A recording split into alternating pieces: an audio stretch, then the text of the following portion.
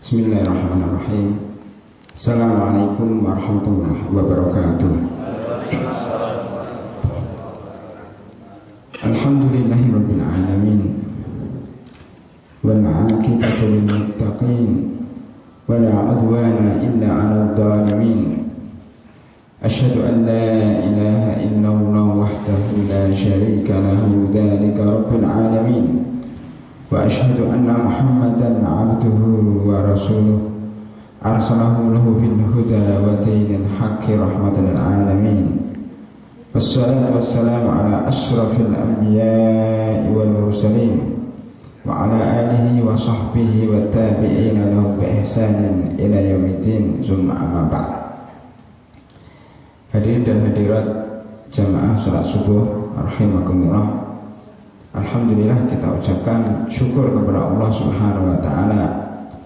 Pada pagi hari ini kita masih diberikan taufik oleh Allah Subhanahu wa taala sehingga kita bisa melaksanakan puasa yang ke-23 insyaallah di akhir-akhir bulan Ramadan, di mana kebanyakan manusia sudah mulai beranjak dari masjid.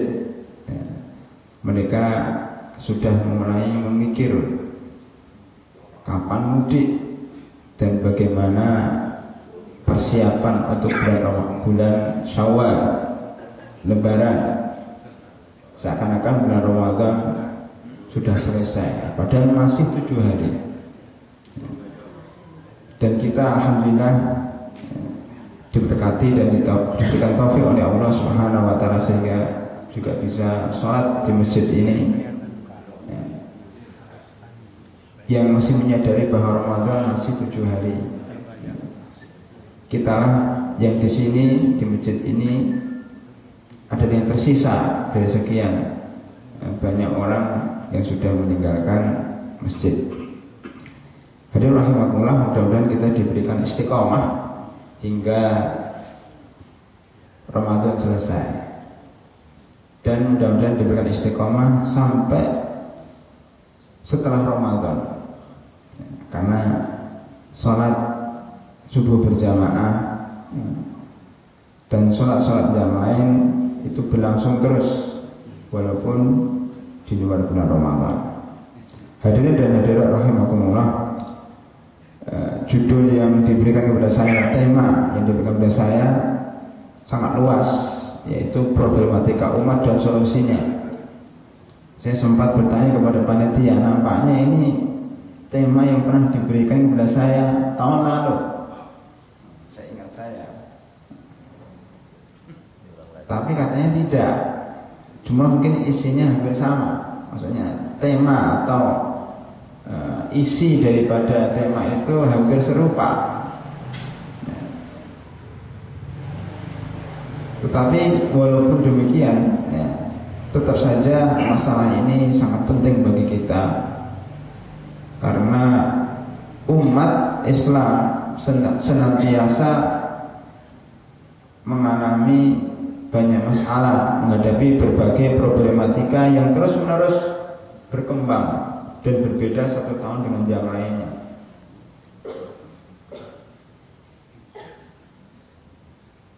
Menurut saya bahwa problematika umat ini yang paling mendasar adalah ilmu. Rasulullah SAW pertama kali mendapatkan wahyu itu bunyinya Iqra. Iqra bismi rabbikal ladzi khalaq. Khalaqal insana min 'alaq. Bacalah wahai Muhammad dengan nama Rabb kamu yang mencipta, yang maha pencipta, yang mencipta manusia dari segumpal darah. Di sini perintah pertama kali wahyu itu adalah membaca. Membaca itu identik dengan ilmu. Membaca bisa membaca tulisan atau membaca keadaan atau membaca alam. Ketika Rasulullah SAW diperintahkan Iqra, beliau tidak bisa membaca karena beliau adalah ummi. Ummi itu tidak pandai membaca dan menulis. Tetapi walaupun demikian diperintahkan membaca. Ya. Membaca artinya sangat luas. Tetapi salah satunya adalah membaca alam. Oleh karena itu wahyu itu ada dua, ya. Wahyu yang tertulis Quran dan Sunnah, dan wahyu yang tidak tertulis yaitu alam semesta ini. Ini adalah ayat-ayat Allah Subhanahu wa Ta'ala yang kita diperintahkan untuk melihat dan membacanya. Nanti kita lihat di dalam Al-Quran itu perintah-perintah untuk berjalan di muka bumi, melihat keadaan orang-orang yang mendustakan agama Allah. Kemudian perintah untuk melihat bagaimana alam ini diciptakan, bagaimana dulunya langit dan bumi itu satu, kemudian dipisahkan oleh Allah Subhanahu wa Ta'ala, sebagaimana dalam surat Al-Anbiya ayat 30. Awalam yaral ladzina kafaru anna as-samawati wal arda kanata ratqa fafataqnahuma. Apakah orang-orang kafir itu tidak melihat bagaimana langit dan bumi itu dulunya satu, kemudian kami pecahkan jadi dua. Ini baru ditemukan hari ini atau abad ini tentang teori Big Bang, dentuman besar, yaitu pecahnya antara langit dan bumi. Yang pertama, yang semula adalah asap. Asap itu dari air. Wa ja'alna minal ma'i kulla syai'in hayy. Terusan ayatnya, dan kami jadikan segala sesuatu dari air, termasuk langit dan bumi dari air. Dan air itu adalah makhluk pertama yang diciptakan Allah Subhanahu wa Ta'ala sebelum arsy dan sebelum pena. Ini juga orang-orang kafir ditantang oleh Allah Subhanahu wa Ta'ala. Kenapa mereka tidak melihat bagaimana awal penciptaan alam ini? Baru ditemukan abad ini. Artinya kita umat Islam juga diperintahkan untuk melihat bagaimana kejadian alam. Karena kalau kita melihat kejadian alam, kita ingat bahwa alam ini yang menciptakan Allah Subhanahu wa Ta'ala. Kalau kita mengingat dan mengetahui bahwa alam ini yang menciptakan Allah, berarti kita sadar bahwa alam ini tidak mungkin bisa teratur tanpa hukum Allah. Dilarinya kepada akidah, kepada keyakinan, ilmu, pengetahuan itu bisa menumbuhkan suatu pemikiran, suatu keyakinan. Karena itu keyakinan seorang muslim harus berdasarkan ilmu, harus berdasarkan ilmu pengetahuan yang kuat. Kalau tidak, keyakinannya akan goyah. Fa'lam annahu la ilaha illallah, dalam surat Muhammad ayat 19. Ketahuilah wahai Muhammad, sesungguhnya la ilaha illallah, tiada ilah yang berhak disembah kecuali Allah. Ini pun didukung dengan ayat-ayat Allah di alam semesta ini. Karena itu umat manusia diperintah untuk melihat alam ini. Bagaimana alam ini, bagaimana langit ini diciptakan tanpa tiang. Diciptakan tanpa tiang. Kita disuruh merenung. Bisa tidak kita membuat masjid ini tanpa tiang? Tidak bisa. Nggak bisa. Makanya Allah SWT Maha Kuasa di sini. Kekuasaannya begitu besar sehingga kita manusia merasa kecil di hadapan Allah Subhanahu wa Ta'ala dan menjadikan Allah sebagai satu-satunya sesembahan dengan kekuasaan yang begitu luas. Jadi seluruh alam ini mengajak kita untuk bertauhid kepada Allah Subhanahu wa Ta'ala. Ini karena berpikir, merenung. Nah, disinilah umat Islam lemah. Tidak sering melakukan penelitian, pengembangan. Justru orang-orang Barat, dalam ini non-Muslim, lebih banyak untuk hari ini melakukan penelitian, ya, pengembangan, melihat alam, melihat sekitar, sehingga alam sekitar itu bisa dijadikan bekal untuk kemajuan dunia ini. Padahal mestinya orang Muslim itu yang pertama kali melakukan itu, karena ada perintah dari Allah Subhanahu wa Ta'ala, Iqra, bacalah alam, bacalah buku.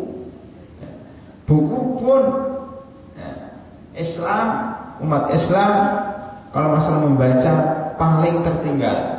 Padahal wahyu pertama adalah Iqra. Makanya di Indonesia umpamanya yang 230 juta lebih umat Islam terbesar di dunia, tapi masih banyak yang buta huruf. Masih banyak yang buta huruf.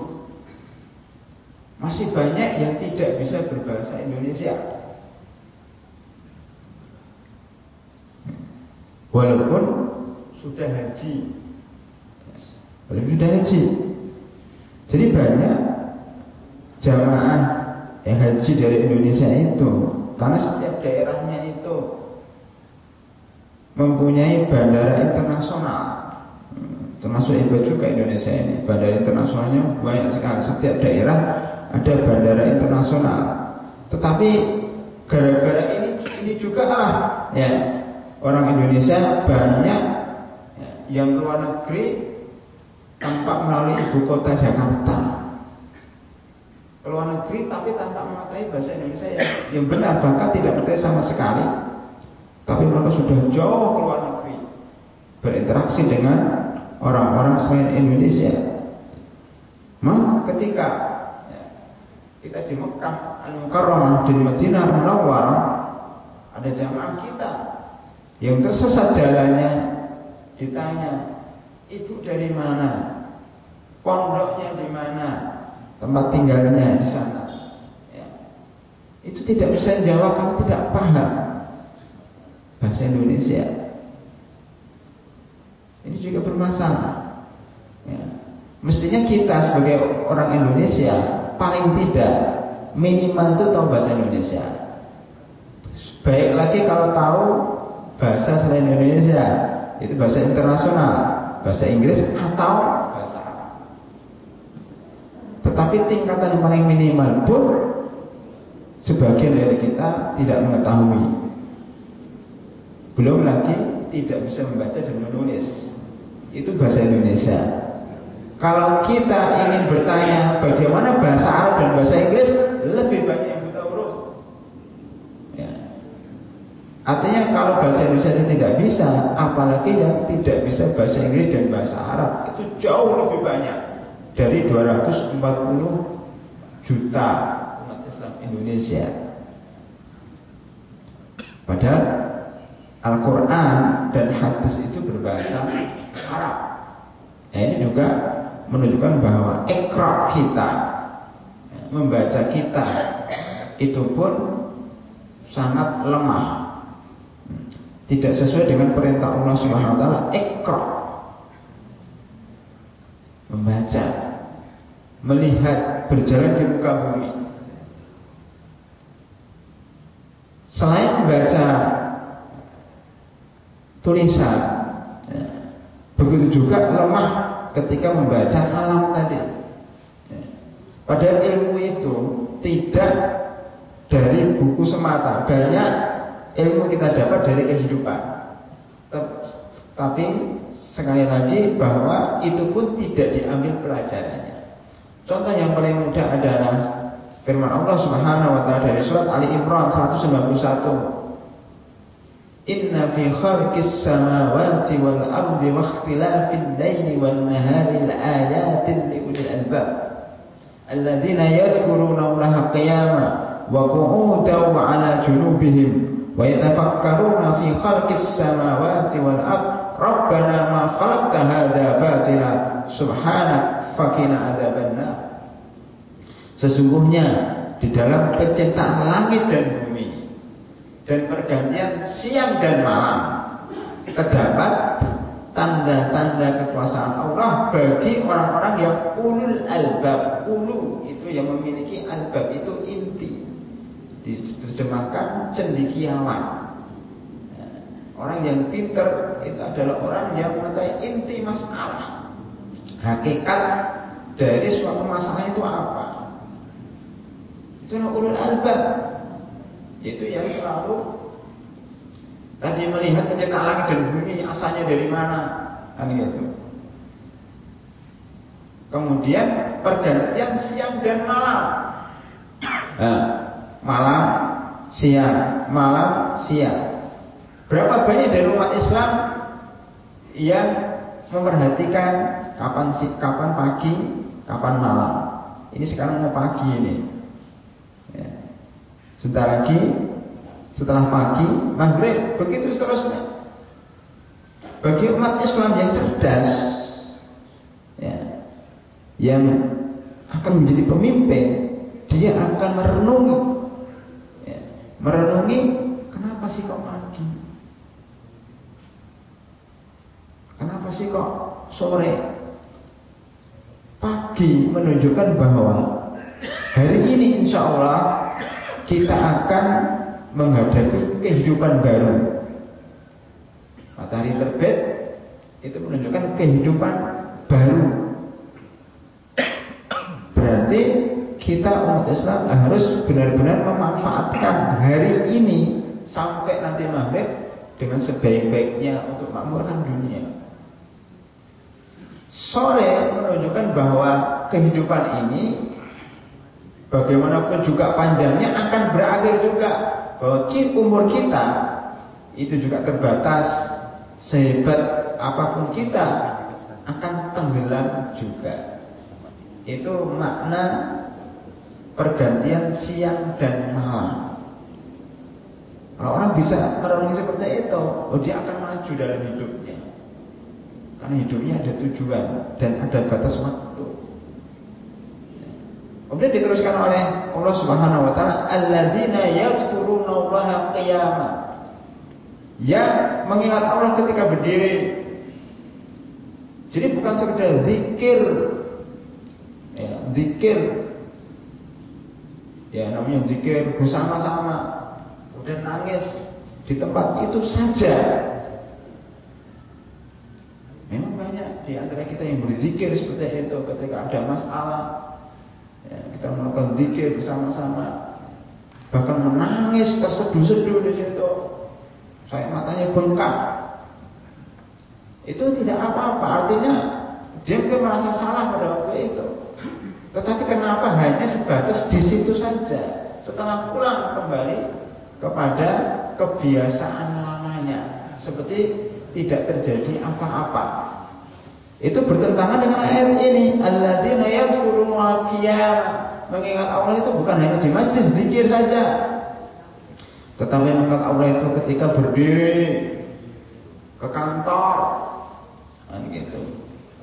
Berdiri ke tempat kerja, itu mengingat Allah sehingga tidak ada korupsi, gitu. Tidak ada penyelewengan. Tapi nyatanya banyak umat Islam yang berzikir, tetapi juga banyak juga yang korupsi karena memahami makna zikir yang salah. Padahal zikir yang paling benar itu adalah majlis zikir dalam sunnah an-nabawiyah, itu artinya adalah majlis ilmu. Zikir itu harus disertai dengan ilmu. Alladzina yadhkurunallaha qiyaman wa qu'udan wa 'ala junubihim. Ketika duduk pun ingat Allah, ketika tidur pun ingat Allah. Bukan hanya zikir saja, zikir yang disertai dengan fikir. Wa yatafakkaruna fi khalqis samawati wal ardh. Dan memikirkan penciptaan langit dan bumi. Fikir. Ternyata para ulama menyebutkan berpikir 1 jam merenungi kehidupan ini lebih baik daripada qiyamul lail. Apalagi yang sifatnya rutin sholat tarawih. Bukan sholat tarawih tidak baik, tetapi artinya kalau sekedar rutinitas, ya, dan tidak mempunyai tujuan yang jelas, ya hasilnya ya tiap Ramadan kita qiyamul lail atau salat tarawih, tapi tidak ada perubahan di dalam hidup karena lebih baik kepada rutinitas tahunan, ya, ritual tahunan, tapi kosong dengan makna. Makanya kadang-kadang para sahabat, jamaah sekalian, itu dalam qiyamul lail itu hanya baca satu ayat saja. Baca satu ayat itu. Umar bin Abdul Aziz Khalifah yang kelima itu semalam cuma baca satu ayat, menangis sampai pagi satu ayat. Karena satu ayat itu menggetarkan hati beliau. Ya. Jadi artinya kita mempelajari satu ayat, direnungkan, diperhatikan, dan diamalkan, itu jauh lebih baik daripada mengatakan Al-Quran 10 kali tapi nggak paham artinya. Para sahabat Rasulullah SAW ketika mempelajari Al-Quran, sebagai diriwayatkan oleh beberapa sahabat, ya, kami kalau mempelajari Al-Quran itu 10 ayat, dipelajari bacaannya, maknanya, ya, kandungannya, tujuannya apa, dan kita amalkan dalam kehidupan sehari-hari. Oh, sudah diamalkan, nambah lagi 10. Terus begitu. Makanya Umar bin Khattab itu mempelajari surat Al-Baqarah 12 tahun lamanya. Kita khatam bulan Ramadan mungkin di antara kita sudah 10 kali. Itu tidak apa-apa, bagus. Ya. Cuman kalau ada ibu-ibu bertanya, Ustadz sebaiknya gimana nih bulan Ramadan kita baca Al-Quran? Ya.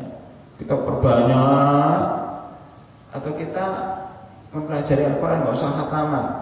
Saya ambil jalan tengah, Bu. Minimal khatam sekali. Ya sudah, nggak usah 2 kali, sekali aja. Yang banyak-banyak. Dan terus sisanya untuk membaca artinya, untuk membaca artinya, membaca tafsirnya.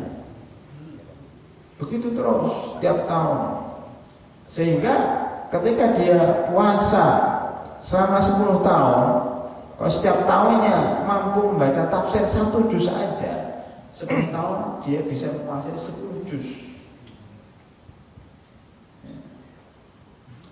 Data yang sampai kepada kita bahwa 230 juta umat Islam di Indonesia itu yang punya Al-Quran cuma 12% yang punya Al-Quran.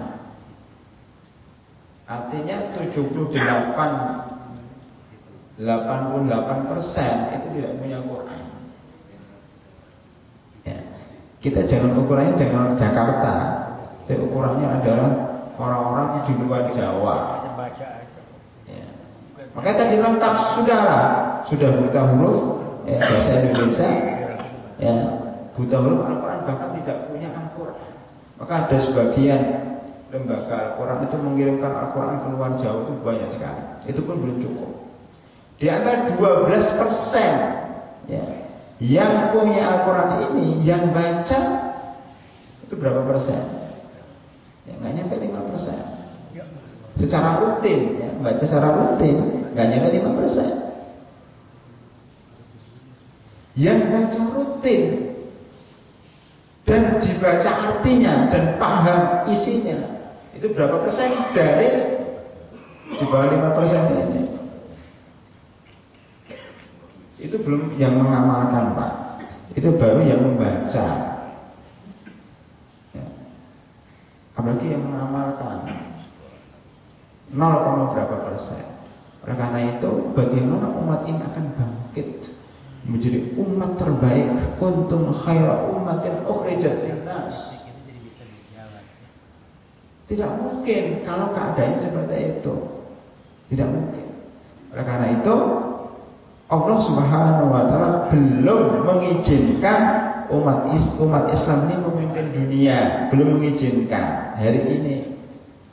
Kenapa? Karena keadaan umatnya belum pantas menjadi umat pemimpin karena syarat-syaratnya belum mereka miliki. Harus ada usaha dulu ya untuk memperdayakan umat ini agar umat ini cerdas ya, secara keilmuan. Jadi hadirin rahimakumullah, tadi dzikir dan fikir, maka tadi fikir ini kekuatan tafakkur itu luar biasa, lebih baik dari qiyamul lail menurut sebagian sahabat dan sebagian ulama. Artinya mereka merasakan bahwa ibadah yang direnungi ya, ibadah yang direnungi maknanya, kandungannya, tujuannya jauh-jauh lebih baik daripada ibadah yang begitu banyak tapi kosong makna. Maka dari umat Islam ini siapa yang membiasakan berpikir ya, merenung tafakkur, wa yatafakkaruna fi khalqis samawati wal ardh. Itu siapa di antara mereka? Kalau dalam tafakkur dunia saja sebagai bukti bahwa umat Islam tertinggal, penemuan-penemuan ya, ilmiah sejak runtuhnya khilafah Islamiyah ya, itu didominasi oleh orang-orang Barat ya, penemuan-penemuan ilmiah. Apalagi tahun-tahun ini ya, hampir seluruh ya, produk-produk itu ya, dari Barat. Makanya ketika orang Arab ada mobil, belum ada sejarahnya orang Arab membuat mobil dan gitu. Indonesia berita terakhir ya, yang sampai kepada kita bahwa dulu ketika Indonesia bisa membuat kapal terbang pada zaman dulu sebelum zaman informasi ya, kemudian punya rencana membuat kereta api cepat, itu semuanya ternyata sekarang sudah terpendam ya. Bahkan itu akan ditutup perusahaan untuk membuat kapal terbang itu ya. Artinya terpuruk ya, terpuruk kemajuan umat Islam yang sebenarnya waktu itu sudah mau bangkit karena sudah ada banyak kepentingan politik yang mestinya zaman reformasinya zaman kebangkitan, tapi justru malah tidak ya. Akhirnya kita tidak ada yang kita bisa kita banggakan, kita tidak bisa membuat apa-apa ya. Nah, ini menunjukkan bahwa umat Islam ini memang belum mempunyai produk-produk ya, yang dibanggakan akibat mereka tafakkur. Karena produk itu muncul dari inovasi itu muncul daripada tafakkur. Nah, tafakkur ini menimbulkan suatu gagasan yang besar. Jadi kita umat Islam terjebak dalam rutinitas ibadah. Rutinitas ibadah. Nah ini ilmu alam, artinya ilmu hasil renungan alam kehidupan. Tadi kita sampaikan kalau ilmu membaca pun umat Islam juga ketinggalan. Ya. Hadirin rahimakumullah. Ilmu ini menimbulkan yang namanya atau menumbuhkan yang namanya keyakinan. Ya, kalau kita punya ilmu pasti akan punya keyakinan. Karena keyakinan itu berasal dari ilmu. Karena para ulama menyebutkan bahwa akidah itu tidak boleh taklid. Ya. Keyakinan itu tidak boleh ikut-ikutan, tetapi harus dari kesadaran. Kita kebanyakan Islamnya itu Islam keturunan, artinya ikut orang tua kita Islam, kita ikut Islam. Ini yang salah satu faktor yang membuat kita lemah, karena sudah menjadi Islam kebiasaan, bukan Islam kesadaran. Ketika kita membaca asyhadu an la ilaha illallah wa asyhadu anna muhammadar rasulullah, ada kebiasaan.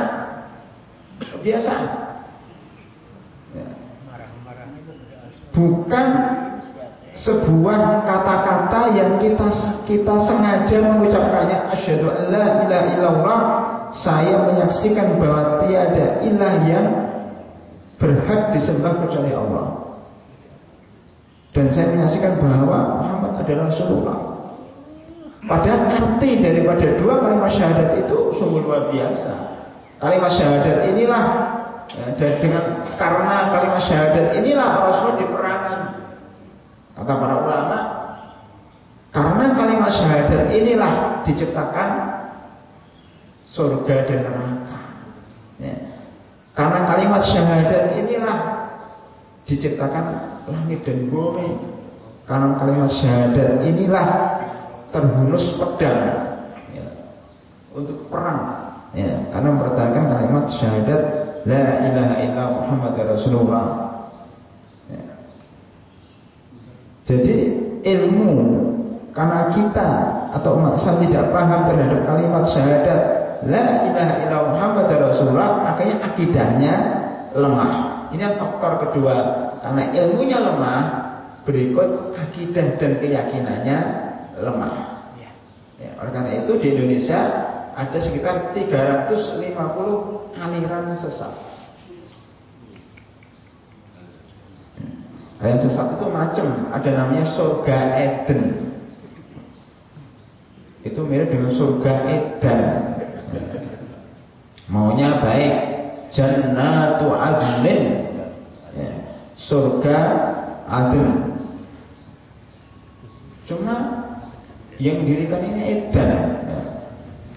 Jadi ini pendiri surga Eden ini mengaku dirinya Tuhan, dan dia mengangkat malaikat Jibril dari perempuan. Kemudian karena pikiran dia itu menghayal, dia itu akan di surga, maka dia membuat surga di dunia ini. Jamaah pengajian yang didirikan itu diambilin uangnya, infak wajib 10%, 20%. Bahkan setiap maksiat, ini kata orang pemuda yang masuk dalam aliran sesat ini kemudian cerita kepada saya. Jadi setiap maksiat itu dibolehkan oleh gurunya. Tidak apa-apa kamu maksiat, ya habis pengajian ini kamu maksiat sedikit nggak apa-apa lah, minum-minuman, berzina, mencuri nggak apa-apa. Yang penting taubat. Yang penting taubat. Tapi taubatnya harus bayar fidyah, kafarah. Berapa? 300.000 per maksiat. Diserahkan kepada Tuhan. Diserahkan kepada Tuhan. Itu cerita. Setiap dia minum khamar langsung datang kepada Tuhannya. Tuhan, saya mohon maaf tadi minum khamar ini 300.000. Begitu terus. Setiap maksiat 300.000. Dan itu berlaku bagi seluruh pengikutnya. Sehingga lama-lama orang ini kaya. Serakanya dirikan rumah yang besar. Di rumah itu setiap kamarnya atau setiap tempat di rumah itu, setiap pojokannya itu ada kolam renangnya. Di situ ada bidadarinya. Bidadarinya diambil dari para mahasiswi. Ya seakan-akan di surga. Makanya Tuhan ini kalau kepengen sama bidadari tinggal panggil. Yang manggil malaikat Jibrilnya ini. Lah itu salah satu aliran sesat tetapi punya pengikut banyak dari kalangan pemuda.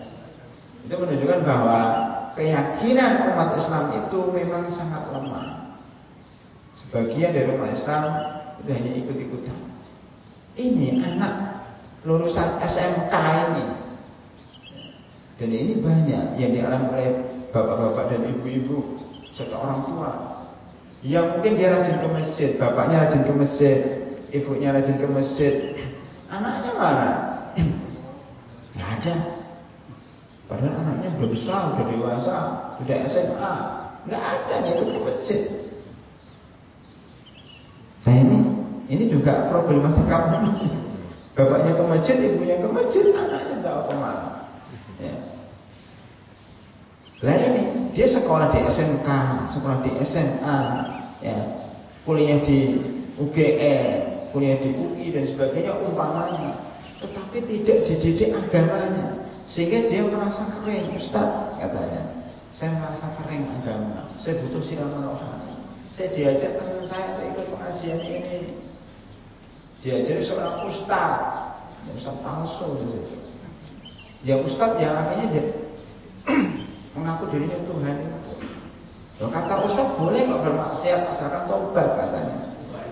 Jadi memang besarnya kepercayaan umat Islam kepada seorang guru, seorang ustaz, akhirnya apa yang dikatakan ustaz gadungan ini akhirnya dipercaya begitu saja. Akhirnya dia bermaksiat, ya mungkin dia berzina, mungkin dia minum khamar, melakukan apa saja tanpa merasa salah, karena kata ustaz boleh melakukan maksiat asal membayar denda 300.000 itu. Ini ada satu potret. Bukan hanya orang ini saja, saya kira banyak dari umat Islam seperti itu, sehingga muncullah 350 aliran sesat pada setiap saat digerebek oleh polisi, tapi muncul terus sampai sekarang. Ya. Ini menunjukkan bahwa akidah umat Islam itu sangat lemah. Mereka tidak memahami makna akidah yang sebenarnya. Bahkan mereka tidak memahami makna ibadah. Ibadah itu apa? Masih banyak umat Islam yang memahami ibadah itu sholat, ya, sholat taraweh, ya, masih mendingan sholat 5 waktu masih kerjakan, ya, puasa, haji, zakat, itu saja. Selain itu bukan ibadah. Jadi kerja di kantor itu bukan ibadah, kata mereka. Ya. Berbuat baik kepada orang itu bukan ibadah. Jadi ibadah itu hanya di masjid, di rumah itu bukan ibadah. Mereka kadang-kadang sekarang ada jangan membawa politik ke masjid, atau jangan bawa masjid ke kantor. Ya, ada sebagian Islam yang melarang anggotanya sholat di kantor, karena jangan bawa agama ke dalam kantor, jangan bawa agama ke politik, jangan bawa politik ke masjid. Itu sekarang sudah mulai digembar-gemborkan di Indonesia. Akhirnya apa? Oh, berarti Islam itu hanya di masjid. Kalau di masjid bukan Islam. Pisahkan antara agama dengan negara. Muncullah namanya paham sekulerisme. Pisahkan antara kehidupan politik dengan agama. Ini sebenarnya dari Barat. Barat itu mengatakan berikan kepada kaisar haknya dan berikan kepada Tuhan haknya. Jadi kalau kaisar, Tuhan. Nah, cerita itu. Makanya Islam, pemahaman terhadap agama Islam ini ya sekitar itu saja. Ya, masjid, sholat taraweh, zikir, syiar, gitu kan. Kemudian haji, ya, kemudian puasa, begitu seterusnya, zakat, itu pun kalau dikerjakan. Sekarang faktanya bahwa umat Islam itu meninggalkan sholat. Banyak sekali tidak sholat. Para pemuda banyak tidak sholat. Itu seperti dalam firman Allah SWT dalam surat Maryam itu, fakhalafa min ba'dihim khalfun adha'us shalah wattaba'us syahawat. Maka setelah itu muncullah generasi-generasi yang meninggalkan sholat dan mengikuti syahwat. Karena mengikuti syahwat, maka muncullah meninggalkan sholat. Banyak meninggalkan sholat. Kalau ada pemuda yang rajin sholat di masjid, mudah-mudahan pemuda yang baik. Walaupun mungkin pertama kali dia tidak paham tentang sholat, tapi kalau sudah bawa masjid, nah ini kan ini kriteria zaman sekarang itu sederhana. Kalau orang sering ke masjid, insya Allah itu orang, insya Allah. Kalau tidak mutlak, maka apa hadir yang ada di masjid itu insya Allah baik. Ya, amin ya rabbal alamin. Maka kadang kita ajak generasi muda kita itu juga sering ke masjid. Itu pembinaan itu di masjid. Kalau udah pemuda nggak pernah ke masjid, nah itu alamat nggak bener. Walaupun tidak mutlak. Mudah-mudahan dia di rumah juga sholat. Ya, mudah-mudahan. Cuma seringnya mungkin kalau udah nggak kenal masjid, apalagi pada bulan Ramadan, nah itu sudah ke alamat. Banyak sekali yang meninggalkan puasa. Kemarin saya ada berita baca kisah berbuka puasa di kampung rambutan, di terminal kampung rambutan dekat. Dia bingung, ini sudah buka belum sih katanya. Jadi jam 5 itu setengah 6 ya, kan belum azan. Itu sudah banyak yang makan. Dia bingung. Oh katanya, ini sudah azan belum? Belum nih, tapi sudah banyak makan semuanya. Jadi bingung dia itu, ini bulan puasa atau bukan bulan puasa di kampung rambutan? Ya artinya banyak umat Islam ini yang tidak puasa. Subhanallah. Itu padahal batasan minimal itu ya. Apalagi zakat, kita bisa ya, katakan apa ya, zakat hampir ya, banyak yang tidak zakat. Haji pun ya, sekarang suasana haji Indonesia umpamanya di Mekah, tidak semua itu suasana di sana itu bukan suasana ibadah, dan suasana bisnis. Jadi artinya ketika haji itu roh ibadah itu sudah tidak terasa, yang terasa ada suasana bisnis. Sehingga ya haji dibisniskan. Dan banyak travel, ya, tidak semuanya, tapi sebagian dari mereka sudah orientasinya itu keuntungan. Maka banyak masalah-masalah yang ada di Indonesia itu berangkat dari keyakinan, dari tujuan hidup ini. Makanya kenapa diributkan pengurusan haji itu? Dana abadi umat diributkan juga. Penyelewengan dalam ibadah haji banyak sekali. Dan saya pernah terjun langsung menjadi tenaga muslimat dan tahu bagaimana cara kerja mereka itu, karena saya ikut di dalamnya. Itu secara umum ya. Belum pengadaan Al-Quran yang dikorupsi. Ternyata yang korupsi itu rumahnya Bekasi sini, Bekasi rumahnya.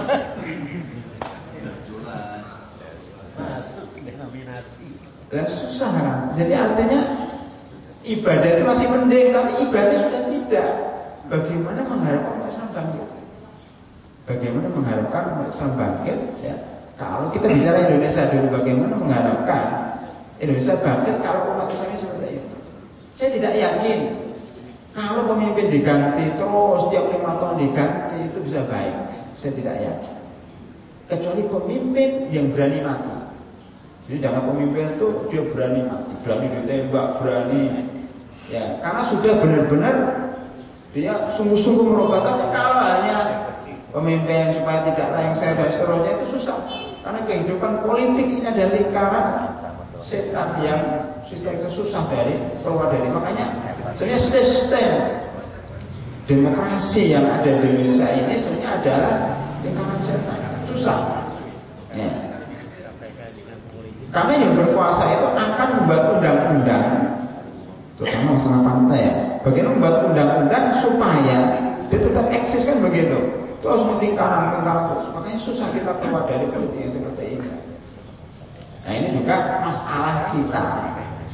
Saya cenderung bahwa perubahan umat ini walaupun ya secara menyeluruh harus dilakukan, tapi paling tidak akidahnya dulu yang harus dirubah. Kalau akidahnya baik, insya Allah akan menolakkan pemimpin yang baik. Di dalam Islam sudah diajarkan bagaimana cara mengangkat pemimpin. Kita tidak dibolehkan umpamanya ya, mengangkat pemimpin umat Islam yang bukan Muslim umpamanya. Sudah jelas dalam Al-Quran. Bahkan pemimpin yang amanat, yang kapabel itu jelas dalam Al-Quran. Karena nggak ilmu, nggak punya ilmu, karena nggak punya ilmu, kemudian nggak punya keyakinan, karena nggak punya keyakinan, akhirnya apa yang dijalankan ini hanya kepentingan saja. Berapa saat yang lalu saya pergi ke suatu daerah di Indonesia, di luar Jawa. Itu kalau orang bicara masalah ilmu itu nggak ada yang dengar. Kalau orang jual buku agama tidak ada yang beli. Masjid-masjid kosong daripada pengajian. Jakarta, subhanallah, termasuk kota yang hidup. Jakarta Bekasi ini, terutama Bekasi, kota yang hidup dengan pengajian-pengajian. Saya rasakan di daerah-daerah tidak seperti di Jakarta. Apalagi di luar Jawa, itu nggak ada yang menghargai ilmu. Saya tanya kenapa? Iya, masyarakat di sini itu yang penting dia bisa makan, bisa minum, bisa punya rumah, bisa kawin, dan punya anak, selesai. Ada suatu daerah, ya, itu apa namanya? Mereka itu kaya-kaya, padahal daerahnya pelosok, rata-rata punya mobil, makanya angkot gulung tikar. Ya, padahal itu saya mau masuk sana dari jalan raya itu, jalan raya itu kan itu hutan, itu masuk ke desa itu cukup lumayan berapa kilo itu 7 kilo atau ya, itu angkot tuh nggak ada. Saya tanya kenapa nggak ada angkot? Iya, masing-masing udah punya mobil. Jadi angkot gulung tikar. Padahal di daerah pelosok Jakarta itu masih banyak angkot, di situ nggak ada. Makanya orang di situ banyak yang nggak sekolah. Kenapa? Nggak usah sekolah, nggak sekolah aja kaya. Karena orang di situ itu mengandalkan perkebunan karet. Daerah situ itu karet semuanya. Putaran uang sampai miliaran rupiah. Kebunan karet. Tapi nggak ada yang sekolah. Ya sekolah itu dikit gitu loh. Jadi mereka ngapain sekolah? Udah kaya juga kok. Makanya ngapain beli buku, ngapain ikut pengajian, sudah kaya, itu aja hidupnya. Makanya kalau orang kesana tidak dihormati, ya. Ya. Orang kesana bawa ilmu tidak dihormati, ya karena yang itu kuat. Itu kota salah satu daerah, dan saya akan itu merata di berbagai daerah bahwa yang penting itu hidup, bisa makan, bisa minum, bisa punya rumah, kawin, punya anak, selesai. Nggak usah jauh-jauh. Saya kira di sekitar kita juga banyak seperti itu. Yang penting saya hidup, punya istri, punya anak, selesai. Jadi tujuan hidup sendiri nggak tahu umat Islam. Padahal Islam mengajarkan wa ma khalaqtul jinna wal insa illa liya'budun. Ya, saya tidak menciptakan jin dan manusia kecuali untuk beribadah kepada saya.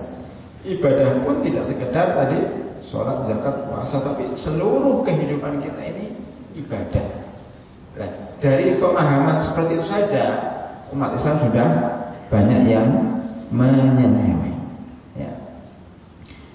Oleh karena itu nanti kita meluas setelah ilmu tidak ada, kemudian akidah lemah, itu merebak kemana-mana. Soal pendidikan bisa kita katakan pendidikan di Indonesia nomor berapa itu? Mutu pendidikan di Indonesia itu nomor 100 sekian setelah Vietnam, 113 setelah Vietnam. Padahal banyak yang pintar. Kenapa? Karena orientasi pendidikan itu adalah untuk uang, bukan pendidikan itu sendiri. Makanya kalau kita bicara masalah pendidikan sendiri, ya, kalau kita diskusi dengan para pendidik, itu saya sebutkan di surat Al-Imran tadi. Sebenarnya pendidikan Islam itu tujuannya adalah ma khalaqta hadza batila subhanaka faqina adzabannar.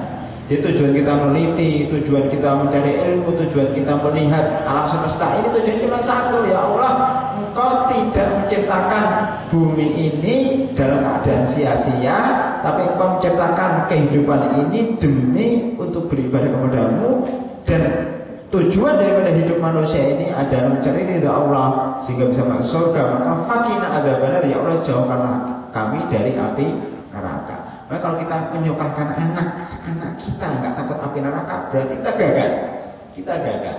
Ya. Kita nyokalkan anak kita tinggi-tinggi, tapi dia nggak waqina adzabannar, dia tidak takut sama api neraka. Pendidikannya gagal total, walaupun dia orang yang pintarnya bagaimana juga. Karena tujuan pendidikan itu adalah meluruskan akhlak yang berdasarkan Islam tentunya, ya, yang orientasinya orientasi akhirat. Ternyata tidak kan sekarang di Indonesia itu pendidikan kita itu menelurkan orang-orang yang pintar otaknya tapi bejat akhlak. Karena itu yang menjabat, ya, di negara kita itu pintar-pintar secara ilmu, tetapi tidak masuk hati, sehingga justru mereka yang merusak negara ini justru orang pintar. Yang merusak negara kita itu justru orang-orang kita karena ada wattaba'us syahwat hubbud dunya. Nah ini faktor lain ya, karena sedikitnya ilmu, lemahnya akidah, lemahnya iman kepada akhirat, akhirnya hubbud dunya, kecintaan dunia yang berlebih, itulah yang menyebabkan rusaknya segala sesuatu. Jadi pernah Rasulullah ya, menyatakan bahwa tidak ada yang lebih ya bahaya daripada